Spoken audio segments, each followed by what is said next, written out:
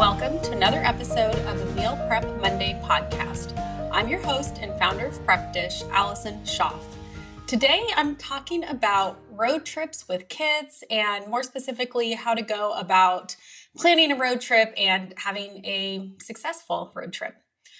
Before I dive into the content, a reminder that if you have not tried out our time-saving meal prep meal plans, head to prepdish.com/MPM and you can try them out for free for 2 weeks.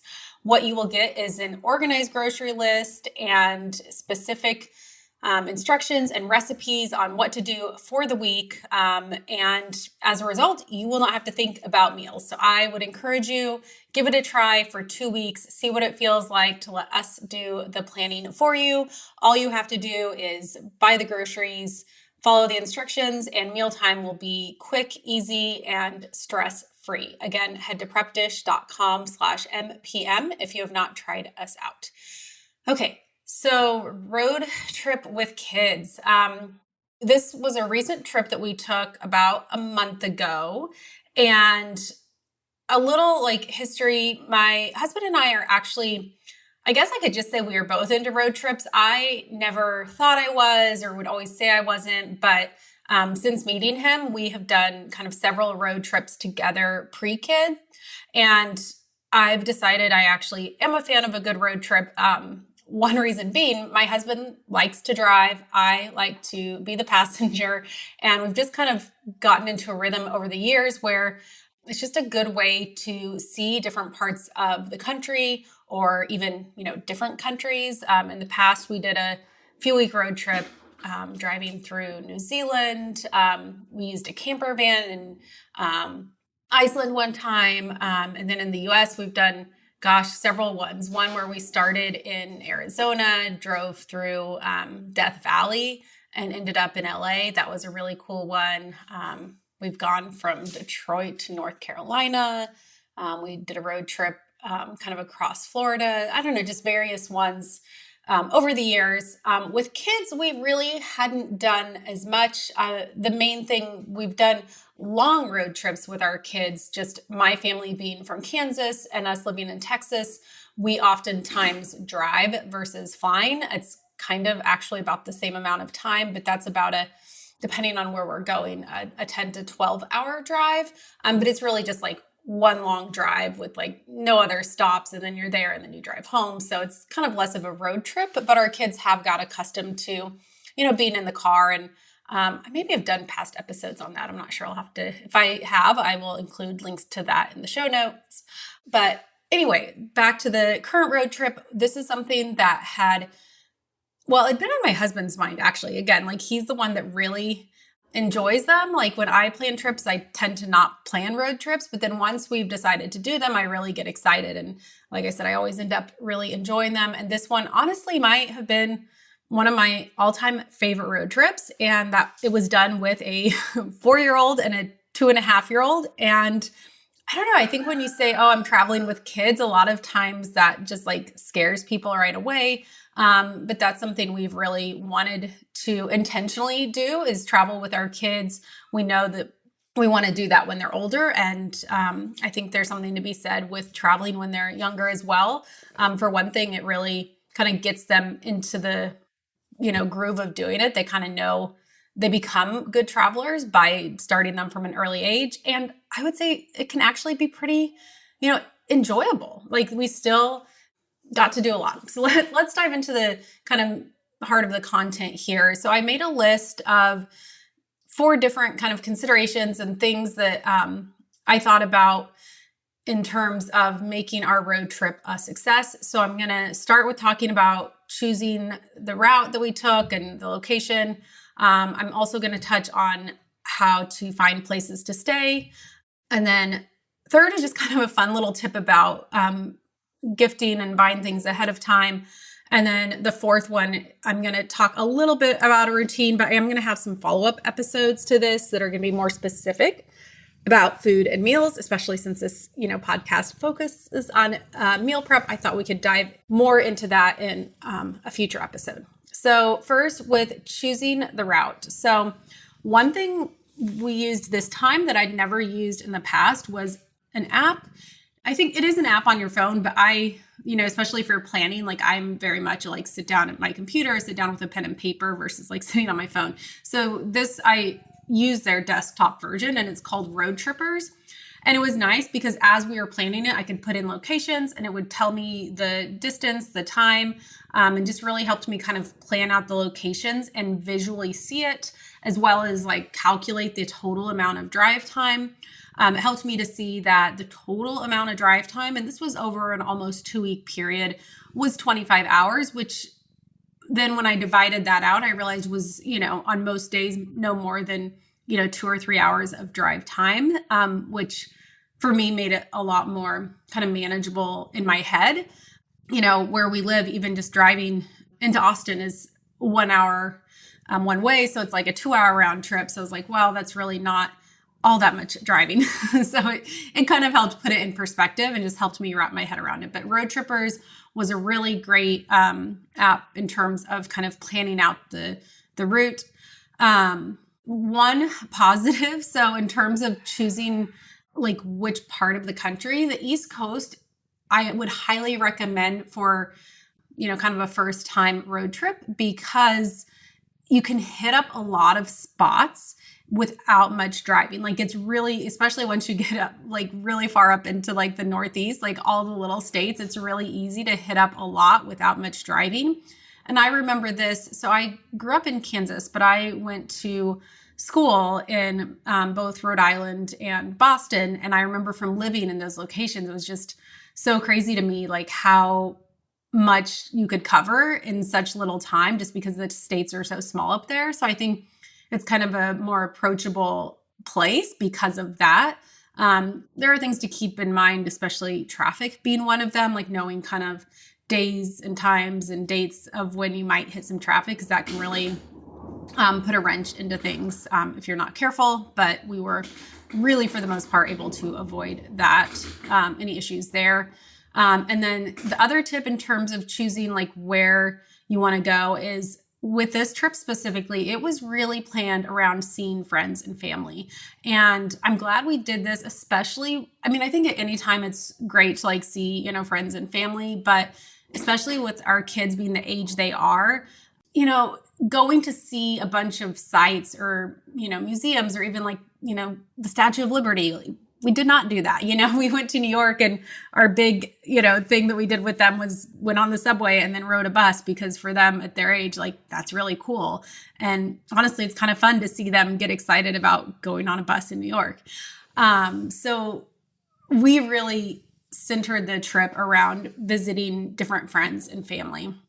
And found that was a good way to do it. And it worked out nicely. My husband has quite a few relatives kind of sprinkled like throughout the route we were planning to take. And then I have, both of us had friends in different locations. And it really just they were pretty evenly dispersed, I guess would be the word, like throughout the trip that we had planned. So that worked out great. It kind of gave us like a purpose for each stop that we made and helped to spread out the trip to where we were never, like I said, driving more than a few hours on any given day. So that's how, we landed. And originally, I think in my husband's mind, it was like, oh, we should do Florida through Maine. And I started to look at the timing and how much time we had and that didn't seem realistic. And what we ended up doing was, like I said, starting in North Carolina at his sister's house and then making our way up to Maine. And that was pretty doable for about the 2-week time period that we had. Okay, the second piece was finding places to stay. For us, this was usually looking at Airbnb versus hotel. And of course, also like considering like in certain locations, staying with people. Staying with people, I think at some points in my life has been like a really, like that's the option I would have chosen. With a 2-year-old and a 4-year-old, it's just bedtime can be a little tricky and, sleep and beds and all of that. So for the most part, we did do Airbnbs or hotels, although we did stay, with his sister. And then we did stay with a cousin at one point. They had also kids and then had like kind of a room that was separate from the rest of the house. So it felt a little more doable and like we would be a little less invasive to them. It's just, again, could be a little tricky. The main thing in trying to figure out places to stay was figuring out laundry, especially with kids. I feel like there's only so many days we could go before we needed to do laundry because their laundry is a little harder to stretch out more than one wear, just because they are so like there were lots of trips to the playground or just different things where they're pretty rough on their clothing. And so the main thing was making sure we did have like an Airbnb every now and then so we could do laundry, although some hotels have laundry. And sometimes when we would see a family member, you can always, even if you don't stay at someone's house, depending on the length of time you're there, you could, ask in advance, hey, would it be possible while we visit, would it be possible to use your washer and dryer? And that's usually a possibility as well. But that is something I try to look at it and plan out a little bit in advance. And when I say this, like not necessarily even when I was planning the whole trip, but like as we were on the trip, I tried to like look forward and make sure we were going to have access to laundry, throughout the trip. Yes, to keep us fresh and clean. And then in terms of Airbnb versus hotel, Airbnbs are great, but I will say in terms of budget and pricing, you really have to look because yes, maybe you'll be able to do 1 or 2 meals there, or again, like do laundry. But a lot of the Airbnb prices are really high, especially like they do a thing where it'll show one price, but then by the time you add in all the fees, it gets really expensive, especially if you're only going to stay one night because you're not there long enough to really use all of those amenities in terms of like making meals and using the laundry. So we ended up doing kind of a nice mix of the two, but a lot of our one night stays did end up being hotels. And the strategy we use with hotels is my husband's loyal, or I guess as a family, we're kind of loyal to Marriott properties or, Bonvoy properties. So we would just always look for either, the Courtyard or Residence Inn, which are kind of the family friendly, cheap and cheerful hotels. And the nice thing about these hotels is they do always include breakfast. And I will say, the breakfasts have gotten, better than they used to be in years past. I feel like they have a lot more variety, some, healthier options. I will say being gluten-free, it's still not the easiest to find. Sometimes they would have, some things if I asked, but the rest of the family definitely like had plentiful options for breakfast when we stayed there. And it was nice. You could just kind of stay in, eat, and then, get on the road. For hotels, that's usually what we would look for. So it kind of narrowed it down. So you're not just like starting with such a, oh my gosh, there's so many options. How do you choose? So it kind of just automatically narrows it down. And, we can alternate between either paying or, even using points sometimes because we are kind of, if you're loyal to one hotel chain, it does help in terms of budget. But for the Airbnbs, I was, again, pretty intentional, like, okay, this is if we were in spots for more than one night, which was only, I guess, technically 3 spots we stayed in for more than one night, but a lot of places were just one night. Most of the ones that were one night, I just went for a hotel. And then the spots that we were in for longer, I would usually try and do an Airbnb. One thing that I did that I highly recommend was, and I kind of did this just in planning out the days I wanted to give us some buffer so we could be a day or two late if something came up. But I planned out that the last stop would be 3 nights. I felt like this for me would kind of give me that like a few days to unwind and relax and feel like I'd actually had a vacation part of the vacation versus just like go, go, go the whole time. And this actually worked out quite nicely. We ended up at a really great Airbnb up in Maine. They had a playroom for the kids. And we actually had one day where we just stayed in. My husband and I both kind of, glanced at work and caught up there a little bit, but also just kind of hung out and enjoyed, having a space and a house. And we are also we're going through a renovation at our house. And I think I've talked about the kitchen renovation specifically. That was done pretty quickly, but our upstairs, which is all of our bedrooms and our, master bath are all being renovated right now. And so back at our house in Texas, this is a bit of a sidetrack, but we as a family are all living in one room. So anytime we can have a space where we have extra rooms was kind of a nice treat because we have all been, for the most part, staying in one room together as a family for quite a few months now. So the vacation was kind of a chance to, even if there was at the I think we would alternate, like I would stay in the room with the kids one night and my husband would get a bed to himself, and then we would swap the next night. And you just kind of have to make it work when you have kids.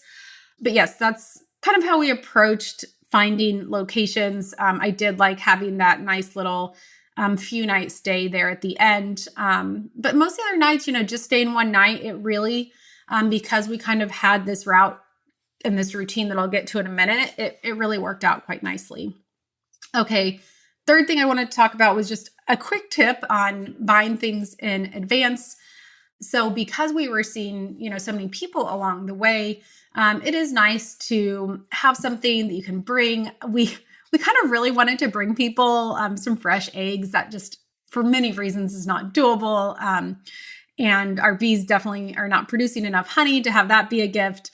So that we would not show up empty-handed, we had two different things that we did. One was when we arrived to his sister's house, we had our dry farm wines, which I've talked about, and I'll include link in the show notes. We've talked about on this podcast multiple times. We had a box delivered to his sister's. And so then that way along the way, if we were ever showing up at someone's house for dinner, we would have a bottle of wine to give as a gift. This also meant that, when we were drinking, we were having the lower alcohol, no additive wine, which just, both my husband and I are big believers in terms of, having that be our go-to wine. And it was just nice to not have to go to a store and make that decision and figure everything out. It's just okay, we have this stash in our trunk, and anytime we needed it, we could just kind of use that. And it made that part simple. And then we also saw, most of who we saw were families with children. And so we also like to not show up empty-handed there. So we did, in the beginning of the trip, just kind of did a tally of all the kids we were going to see along the way, and did one stop at this really cool toy store and just kind of bought things for all of the different kiddos that we were going to see. So again, we wouldn't show up empty-handed, because most people, were welcoming us into their homes and all of that. And so that was kind of our strategy there that worked out well, to just have that taken care of and not be that something that we had to scramble, over the 2-week period to figure out what to show up with, and not just kind of show up and crash and all of that. So that worked out nicely. And then the final piece I wanted to touch on just briefly here, and I'll get in definitely more when I talk about meals, is getting into a routine. So this is especially because we had, this is very much like traveling with kids. A routine is so important, just to help them kind of really enjoy it and not be too, I don't know. I think when kids get off of their routine or they don't know what to expect, that's when sometimes you will have meltdowns, just because, kind of like adults, right? You want to know what's coming next. You want to know what to expect. Otherwise, it can feel a little, I guess, scary. So we definitely had a routine of, traveling. We usually drove during their nap times. They would have some time, some quiet time, some time to shut their eyes and take a nap. And I think I'll get more into that actually, because I'm looking at the time on this episode. That really ties in nicely with the meals. So I'll get more into that there. But one key piece in terms of, I guess, routine, but just kind of planning out what to do on when traveling with kids is I have learned to, one, significantly lower my expectations of, what we will do and what it'll look like, and just kind of make room for it to look different than what, maybe I expect, and definitely what, it would have looked like pre-kids. And in terms of planning out a day, I try and have one thing that I want to do, or that we as a family decide we want to do, and then be okay with that one thing being it for the day, instead of trying to fit in all of these things. Again, we went to New York City, and we saw a friend and had a picnic in the park. And then like the big thing we did was rode public transportation. And I can't believe that was exciting for all of us, but it really was, because just getting to see, how excited the boys were about that was really fun, even for us as parents. And then I think just also knowing like, there will be other opportunities to, do some of the other sites and things like that. Like in Washington, D.C., like it would have been easy to be like, oh my gosh, there's so much, like we did kind of want to take them to the Lincoln Memorial and like get the photo and do the thing. And we did take them to a museum. We went to the Natural History Museum. They loved it, but we stayed for maybe an hour. It was definitely under 2 hours.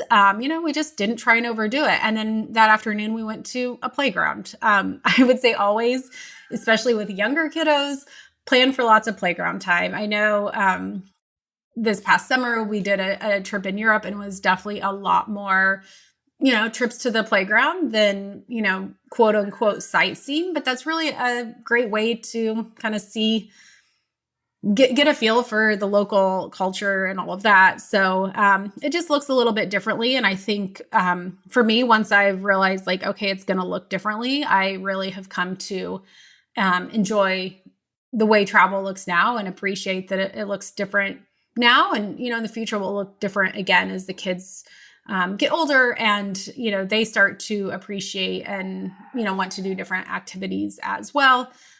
So gosh, I have a lot more I could say here. I think this is probably a good place to wrap up today's episode. So again, if you are planning a road trip, and this is with kids or not, honestly, I think all of these tips actually would work for, any sort of road trip that you want to plan. But my tips would be, in terms of choosing the location, definitely look into the Roadtrippers app. Is an ad for them or anything, but that's just something that I found in terms of planning, and it really helped when finding a place to stay. Airbnb, hotel, staying with people, pros and cons to all of those, and just kind of thinking through what your needs are for each stop. Buying ahead some gifts if you're going to be seeing a lot of friends and family. That just helped us feel like we were kind of doing our part in terms of, showing up to someone's house and not being, and again, definitely not expected or necessary, but if that's something that you want to do, maybe think ahead, or if there's even something you could bring from home, like a small local something. I just always think it's nice to have something to hand over when you're visiting people. And then routine, I touched on a little bit, but again, next episode, I'll go more into depth in terms of routine. But biggest tip, and this is specific to having kids, but I think also even before having kids, sometimes I would take this approach of like, okay, here's the one thing like I have to do in this location, and then not making a list of like, oh my gosh, there's 20 cool spots and let me try and get to as many as I can. Like really deciding what is the like one thing that's important to you for the day, doing that thing. And then for the rest of the time being open to, looking like whatever it looks like, and just kind of going more with the flow from there. Okay. So hopefully this gives you some ideas. If you are looking to do a road trip, this summer or later on in this year, if you have any more, questions, or if this resonated with you, I always enjoy hearing from you. So you can find me at Prep Dish on Instagram. We also have a Facebook group. I will link that in the show notes. You're welcome to join and let me know what you thought of this episode. And also a reminder, if you haven't tried out our time-saving meal plans, go to prepdish.com/MPM. I would encourage you to just try it out for 2 weeks, see what it feels like to let us do the planning for you. We will, provide the grocery list and instructions. So you really don't have to think about meals. You have the plan. This is exactly what you need to do, and see what that feels like for a few weeks to have someone else do the planning. Again, that's prepdish.com/MPM. Okay, that is all I have for this week. I will be back next week with another episode.